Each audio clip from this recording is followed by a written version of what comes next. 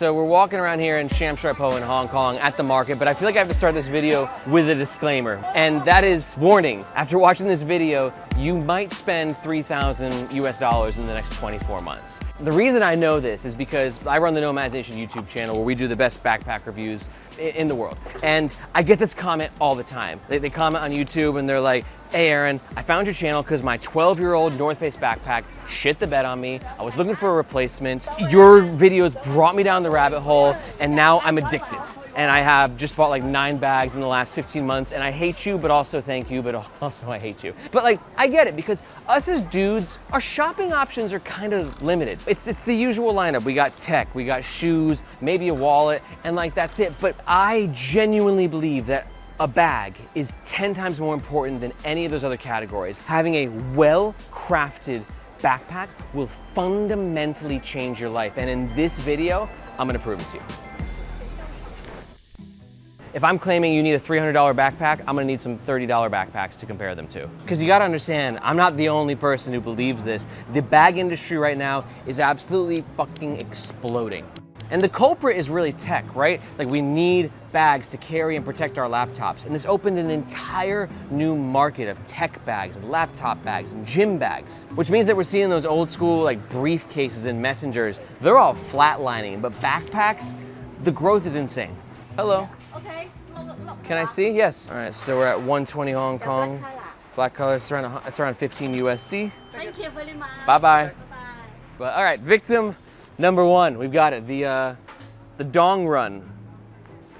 Kickstarter goes hand in hand with backpacks. There's a new Kickstarter every single week. Every day a new bag brand is popping up or a new bag reviewer YouTube channel is launching. Oh, we got some good ones here. Yeah, this is more like high end on the cheap bag scale, but this one doesn't look too bad actually. It's got our laptop compartment, 268, it's around 30 USD. Victim number 2. And I'm there on the ground level. I've been to the factories, I'm talking to the manufacturers. And the cherry on top, there's literally a subreddit with over 100,000 of us just arguing about like zipper choices and which fabric we like the most. It's super nerdy, but you'll see why soon. I think that's our bag over there. This will work for sure. Can I get, how much? 130. 130? Okay, thank you. Yeah? What's the name of your channel? Nomads Nation. Nomads Nation. Yeah, we're based in Hong Kong. We do backpack reviews. Nice. Yeah, find us on YouTube. Like and subscribe. All right, we have our 3 victims. I try to get a decent range of styles, different types of bags. Now we're gonna take these back to the office and I'll show you, what the hell I'm talking about. Follow me. So you might be thinking to yourself, dude, a bag's a bag is a bag is a bag, and it couldn't be further from the truth. Like for me personally, the less that I have to think, the better that means the bag has been designed. Like these bags have so many cool features that are so innovative. Like let's take the Peak Design Everyday Backpack for instance. They put magnets in the shoulder straps and the back panels, so check this out. It stows away like this and stays nice and clean and flush, which is a game changer when you're traveling. One less thing you gotta think about. Iconic bag, Evergood CPL 24. It's got a side laptop access. Now this has been done before on other bags. This is Tav's Everyday Carry. It's the Nomadic Peter McKinnon backpack. And this bag also has the side laptop access, but not executed as well as the Evergood CPL in my opinion. Case in point, side zipper here, and then you've got the crevice, right? The laptop is in. And the problem is, Tav and I, we got a mutual friend where he accidentally left this zipper open and the laptop just fell out. Now that's not Nomadic's fault, but it goes to show the use of FMEA, which is Failure Modes Effects Analysis, which basically means like when you're designing a particular feature, what's the worst thing that could potentially happen? In this situation, with this design of this feature, this is the worst situation that can happen.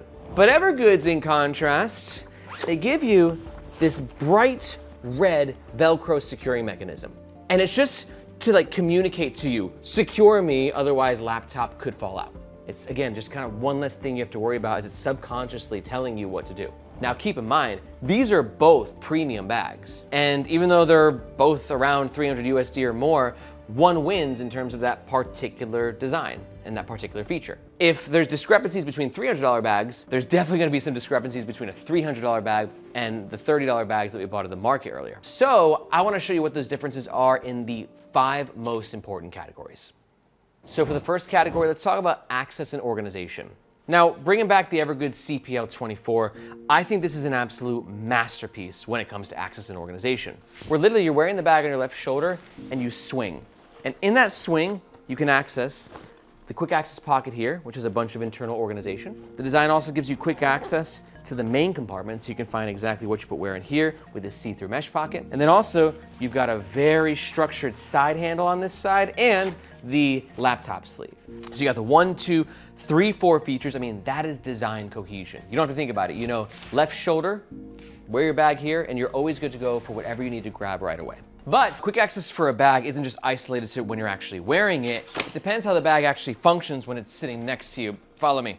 And we're gonna use the Air City Pack Pro 2 for this demonstration versus one of our market bags. And what I wanna communicate here is a bunch of small things that when brought together give you like, not a backpack, but it's almost like a butler. Notice, first point, self-standing. Then you get into this front admin pocket.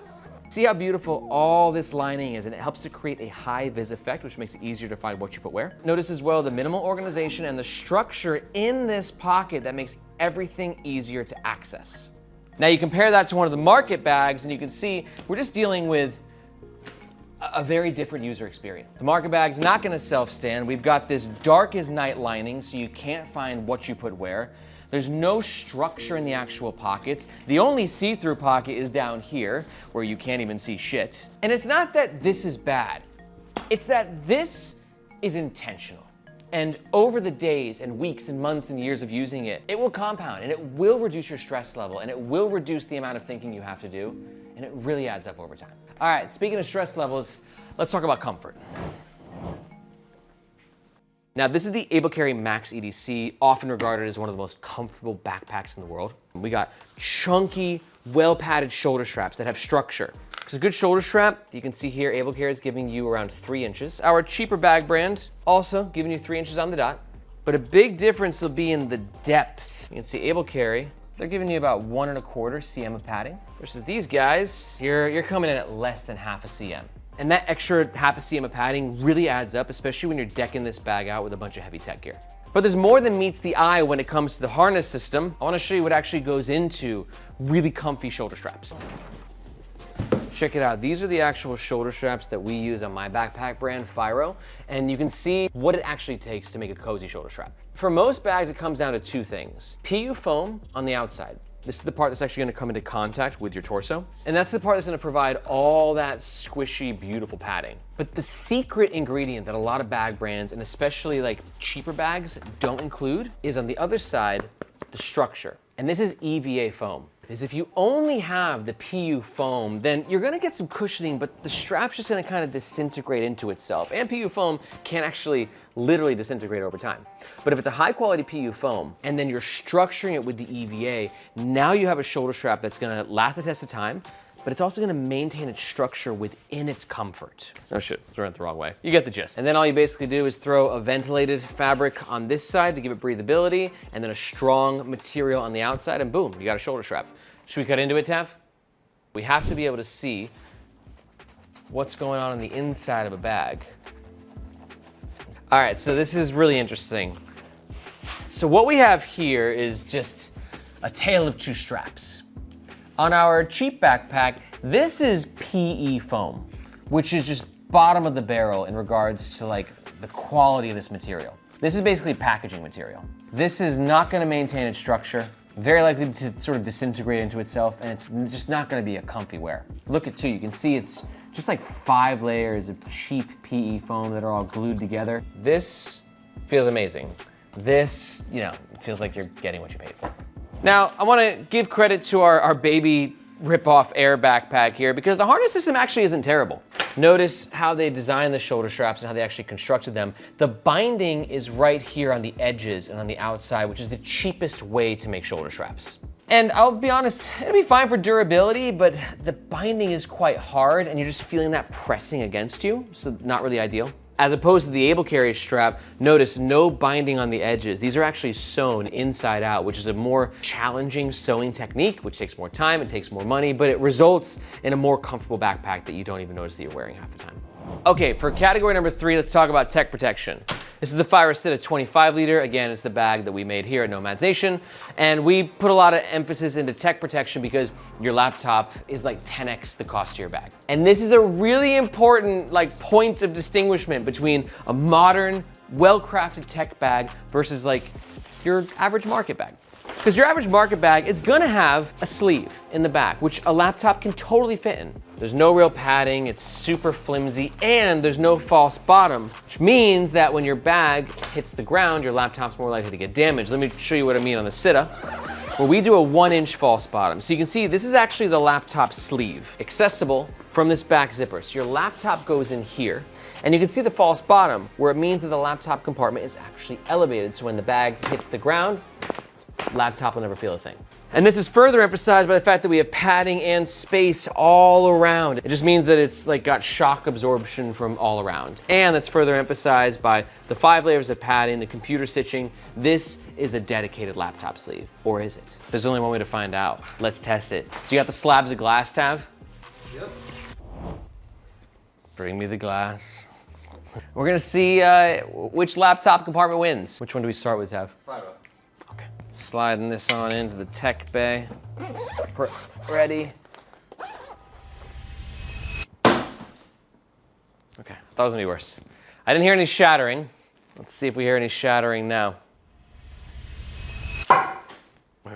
Holy crap. Glass is strong. We gotta take this outside to the concrete.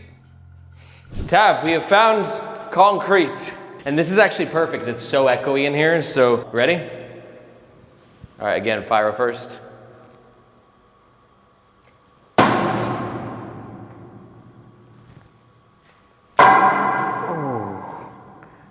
Oh, that shot through me. Ah!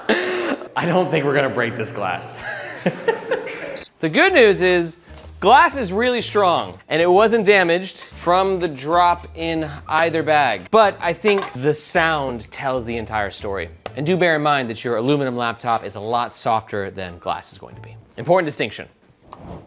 Okay, next up, let's talk about aesthetics, the way the bag actually looks. All right, quick 21-second rant. It's like, dudes, we're so obsessed with our shoes and our watch and our shirt and our bomber jackets, but we have this bag that goes with all of it. That doesn't work. The market bag, it's just floppy and bulgy and dad body. And the bag is been just traditionally the most forgotten about part of a man's wardrobe. You just think that you need to put things in here and get on with your day, but actually you can really express yourself and you can really find something that is just an extension of who you are. And it's one of those rare things for a dude where you can have the functionality of an incredible product, but also something just banging to look at the same time. Because there's so many different vibes in the carry community right now. You got the dark urban aesthetic of Black Ember, the sophisticated boardroom look of Pioneer, the quirky urban hipstery kind of look of Bellroy, or the sort of backpackery but modernized look of Pact. It's just one of my favorite parts about modern bags. They just look really great. Now for the final category, let's talk about dependability. Our market bags, like I said, they're actually kind of fine. For 30 bucks, I was just checking the stitching and the materials. It's actually a very well put together bag.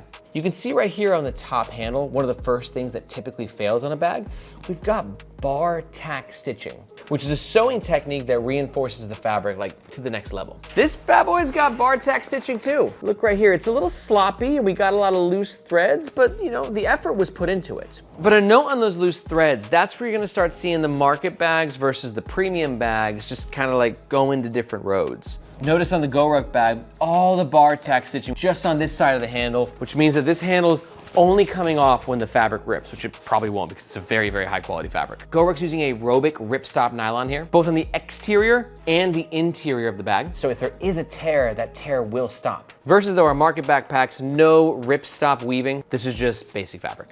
And talk about basic, zippers. This is actually one of the most crucial aspects. The first thing that will break on your bag, it's gonna be the zips, or at least it's the most likely thing to fail. And these cheap bags are gonna use non-branded zippers. Versus GoRuck right here, we are using YKK zippers on every single zipper of this bag. And it's just so much less likely to happen with a premium bag.